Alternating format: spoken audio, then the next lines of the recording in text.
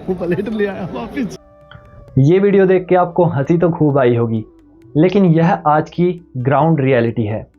आपके आस पड़ोस में जहाँ भी शादी बारात और अन्य तरह की पार्टी फंक्शन होते हैं, वहाँ इस टाइप के कोई ना कोई इंसान आपको ज़रूर दिखते हुए मिलेंगे और फिर वो समाज की हंसी का पात्र बन जाते हैं। किसी महापुरुष ने बहुत ही सुंदर बात कही है कि बिना विचारे जो करे सो पाछे पछताए, काम बिगाड़े आपनो जग में होत हंसाए। यानी कि जो व्यक्ति बिना सोचे समझे काम करता है उसका काम बिगड़ जाता है, वह पछताता है और बाद में पूरे समाज की हंसी का पात्र बनता है। वही इस व्यक्ति के साथ हुआ। अब इतना सुंदर व्यक्ति जो कोट पैंट में है, खाना खा रहा है, लेकिन एकमात्र शराब के कारण उसे पूरी समाज की हंसी का पात्र बनना पड़ा। शराबियों का क्या है, शराबियों को तो शराब पीने के बहाने चाहिए, फिर अगर महफिल सज जाए तो फिर क्या ही कहना। किसी को गम है, कोई गम में पीता है तो कोई मौज मस्ती के लिए पीता है। अमीर घर के अंदर पीता है, गरीब पूरे समाज के सामने। मार्केट में आपने देखा ही होगा, अमीर व्यक्ति शौक के लिए पीता है, उसको महंगी से महंगी दारू चाहिए और वो घर में बैठ के एकांत से अपना आनंदित होकर पीता है। लेकिन वहीं गरीब वो 80-90 रुपए का पौवा खरीदेगा देसी और पूरे समाज के सामने चिल्ला चिल्ला करके अपनी इज्जत नीलाम करता है और अपनी हंसी स्वयं उड़ाता है। यही डिफरेंस है, शराबियों को सिर्फ बहाने चाहिए। तो इसी से रिलेटेड एक सुंदर मुझे प्रसंग याद आ रहा है कि कोई गम में पीता है और कोई पीता है अपने शौक के लिए और कोई पीता है किसके लिए। पहले आप ये प्रसंग सुनिए। शराबियों के शराब पीने के बहाने भी बड़े अजीब से होते हैं। इसी को लेकर एक बहुत सुंदर सा प्रसंग मुझे याद आ रहा है। एक बार की बात है, एक आदमी नशे की हालत में घर पहुंचा। पत्नी ने कहा, क्यों रे, फिर पी के आ गया? तो बड़ा लड़खड़ाता हुआ आ रहा था। पत्नी चिल्ला के बोली, क्यों रे, फिर पी के आ गया? तो बोलता है, तबीयत खराब थी। पत्नी ने कहा, बेवकूफ, तबीयत खराब थी तो दारू पीने की क्या जरूरत थी? बोला, नहीं जरूरत तो थी। पत्नी बोली, मतलब? तो बोला, स्वास्थ्य खराब था, डॉक्टर के पास गया, डॉक्टर ने कहा। पत्नी बोली, कौन सा डॉक्टर स्वास्थ्य खराब होने पर दारू पीने के लिए कहता है? तो शराबी बोला, एक है अपने यहाँ का। पत्नी बोली, क्या बोला डॉक्टर ने? तो बोलता है, डॉक्टर के पास गया, डॉक्टर ने मेरी नस नाड़ी चेक करी और बोला 3 दिन तक ये दवा दारू लो। दवा तो डॉक्टर ने दे दी, लेकिन दारू मैं पिया गया। पत्नी बोली, वाह, आपने तो कमाल कर दिया, शाबाश। 3 दिन बाद फिर शराब पी के आ गया। पत्नी ने बोला, आज क्यों पी? तो बोला, तबीयत ठीक नहीं थी। पत्नी बोली, तबीयत ठीक नहीं थी तो डॉक्टर को दिखाया, फिर शराब पी ली? तो बोला, आज मैं डॉक्टर को छोड़कर वैद्य के पास चले गया।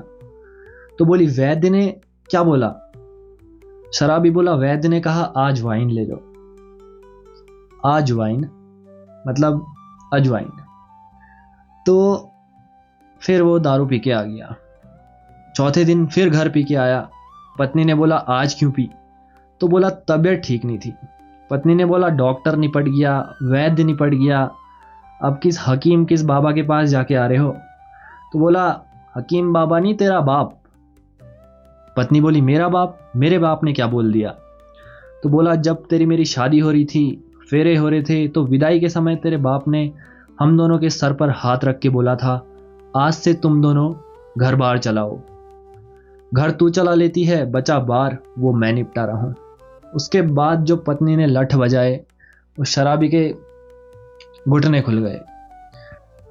शराबियों के बहाने भी बड़े अजीब अजीब किस्म के होते हैं। किसी को बीवी अच्छी नहीं मिली तो शराब, बच्चे कहना नहीं मान रहे तो शराब, गम भुलाने के लिए शराब, मनोरंजन के लिए शराब, मौसम खराब है तो शराब, आज पनीर बनाया है तो शराब। यानी कि शराब में शराब, जाम में जाम। और फिर बोलते हैं कि भगवान ने तो शराब पीने के लिए ही बनाई है। अब मैं उन मूर्खों को बताऊं कि शराब भगवान ने नहीं, शराब तो केवल इंसान की रचना है जो कि उसके सिर्फ और सिर्फ व्यर्थ के मनोरंजन के लिए है। भगवान ऐसी निरर्थक चीज़ें नहीं बनाता जिससे कि मनुष्य भक्ति भाव से दूर हो और मनुष्य सद्बुद्धि मार्ग से दूर हो।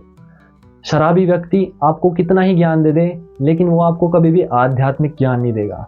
आपको भटकाने वाला या अपनी व्यर्थ की पुरानी बातों का ज्ञान ही देगा। कभी भी शराबी व्यक्ति आपको आध्यात्म के पथ का ज्ञान नहीं देगा। मेरी दादी मुझसे कहा करती थी कि नाती, शराब पिएगा तो ये सुन लेना कि शराब पीने से अच्छा तू कुत्ते का पी लेना। आप समझ ही गए होंगे। तो इसी को लेके एक बहुत ही सुंदर सा प्रसंग मुझे याद आ रहा है। नाली क्या होती है ये आप सब जानते होंगे। अब आप बोलेंगे जहाँ गंदगी ज़्यादा होती है उसे नाली कहते हैं, लेकिन नाली की जो है एक और दूसरी परिभाषा है। नाली गर्मियों में सूकर और कुकर, इन दोनों का एयर कंडीशनर रेस्टोरेंट है। सूकर कुकर तो आप समझ ही गए होंगे। तो इसी को लेके एक बहुत ही सुंदर सा प्रसंग मुझे याद आ रहा है। एक आदमी जो है लड़खड़ाते हुए जा रहा था शराब के नशे में। तो शूकर और कुकर भी वहाँ से गुजर रहे थे। वो कहीं घूमने गए थे। शराबी मस्त लड़खड़ाते हुए नाली के किनारे किनारे चल रहा था। तो उस आदमी का कदम बहका और वो सीधे नाली में छपाक करके गिरा और उसे ठंडा ठंडा लगा। उसने वहीं पर लेटने का मन बनाया। वाह, क्या आरामदायक सोफा है। उसका मुंह खुला हुआ ऊपर की ओर था। सूकर और कुकर लौट कर आ गए। तो कुकर जो है सूकर से बोला, क्या यार सूकर, गजब हो गया, आज तो गेस्ट आए हैं। सूकर बोला, मतलब? कुकर बोला, यार अपन लोग इनकी पार्टी में जाते हैं तो ये डंडे मार के भगा देते हैं, लेकिन आज स्वयं मनुष्य पहली बार हमारे यहाँ आया है। इसने तो हमारे कुल का जो है सम्मान बढ़ाया है। इसने तो हमें गौरवान्वित कर दिया है। इसने हमारा मान बढ़ाया है। इसका स्वागत करना तो बनता ही है। और हमारा देश तो कहता है अतिथि देवो भव। इसका स्वागत सत्कार तो करना ही पड़ेगा भाई। तो शुकर बोलता है, वो कैसे किया जाए? कुकर बोलता है, माला पगड़ी की कहीं से जुगाड़ हो जाती तो मज़ा आ जाता। अब शुगर बोला, हमारी कहाँ हैसियत इतनी, लेकिन जैसी हैसियत वैसा सत्कार तो हम कर ही सकते हैं। तो शुगर बोला, कुकर भाई पहले तू स्वागत कर दे, बाद में मैं कर दूंगा। कुकर जैसे ही नाली में उतरा, कुकर आप लोग जानते ही होंगे कि पहले वो बिना सूंघे कुछ नहीं करते हैं। तो कुकर जो है पहले ही उसका मुंह सूंघने लगा और बोला, धत तेरी की इंसान, जिसे मैं नहीं पीता उसे तू पी रहा है, थू है तेरे ऊपर। जिस शराब को हम नहीं पीते उसे तू पी रहा है। बेटा जब ये पी रहा है तो अब आप लोग समझ ही गए होंगे।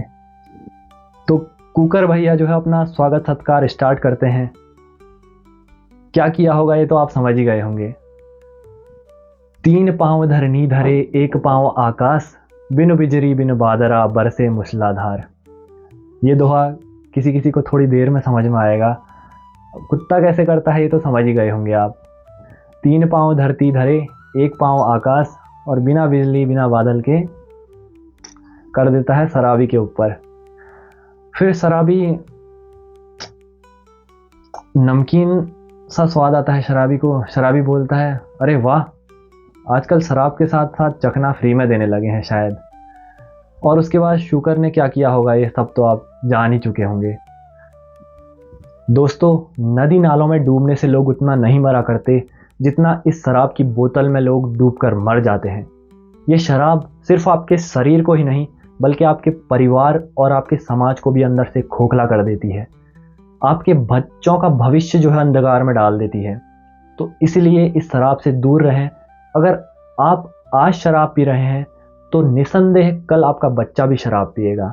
वो भी तो सोचेंगे कि यार रात को हमारे बाप को जो है ऐसा कौन सा पदार्थ मिल जाता है कि वो इतना आनंदित रहता है अपने सारे गम भुला करके। तो एक बार हमें भी ट्राई करनी चाहिए। अगर वर्तमान पीढ़ी ही नहीं सुधरी तो आने वाली भविष्य की पीढ़ी में भी संकट आ जाएगा। मैं एक छोटा सा सेवक हूँ पहाड़ से, और निरंतर मैं दौड़ने घूमने जाता हूँ जंगलों में। लेकिन आजकल हमारे यहाँ के जंगल, वहाँ बोतलें ही बोतलें और बियर की कैन और नमकीन के पैकेट ही पैकेट मिलते हैं। अरे मूर्खो, जो तुम पी रहे हो उसको अपने साथ भी तो ले जाओ। उसकी वजह से इतनी गंदगी हो रही है। मैंने जीवन में पहली बार अपने पहाड़ में इतने सारे मच्छर देखे, वरना मच्छरों का नामो निशान नहीं था अभी अगस्त में। तो आप सभी से फिर से जो है हाथ जोड़ के नम्र निवेदन है कि अपनी आने वाली पीढ़ी को बचाओ, शराब से मुक्त रहो, नशा मुक्त रहो। और इसी के साथ मैं अपनी वाणी को विराम देता हूँ। राधाष्टमी भी है, तो सभी प्रेम से राधाष्टमी मनाएंगे। जिनको व्रत करना है वो व्रत करेंगे और शराब मुक्त होने का संकल्प लेंगे। इसी के साथ सभी को राधे राधे, हरे कृष्णा।